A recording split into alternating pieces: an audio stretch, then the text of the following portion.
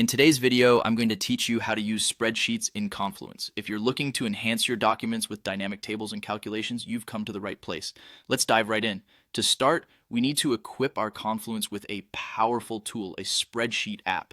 One of the popular choices is the Elements spreadsheet for Confluence, which you can easily find in the Atlassian marketplace. Just remember, after you install it, your Confluence instance administrator needs to enable the macro for it to work. Once the installation is all set, head over to your Confluence page and switch to edit mode. Here, you will find a couple of ways to insert the spreadsheet macro. You can either click on the plus button, then search for spreadsheet, or simply type elements spreadsheet. Both methods work smoothly to get the macro up and running.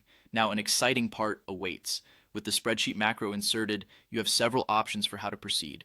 You can start afresh with a blank workbook, choose a template that suits your needs, display an existing spreadsheet, or even import an Excel file that you've been working on. With your spreadsheet ready, you're not just limited to plain entries.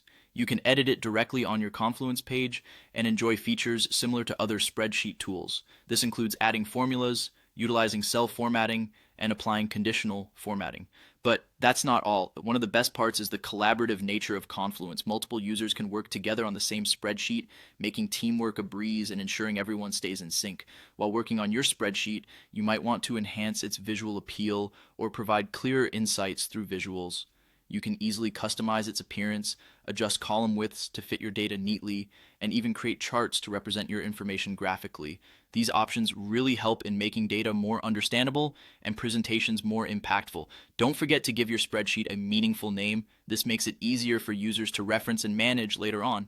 When you're satisfied with your work and ready to save, simply click on the check icon located at the top right corner of the interface. This action will save your spreadsheet, preserving all the adjustments and data you've input. And there you have it. We've just walked through the essentials of using spreadsheets in Confluence. With these tools and insights, you can elevate your Confluence pages, making them more interactive and informative. Thank you for tuning in, and I hope you found this guide helpful. If you have any questions or need further clarification on certain features, feel free to check out additional resources or reach out for support. Until next time, happy spreadsheeting.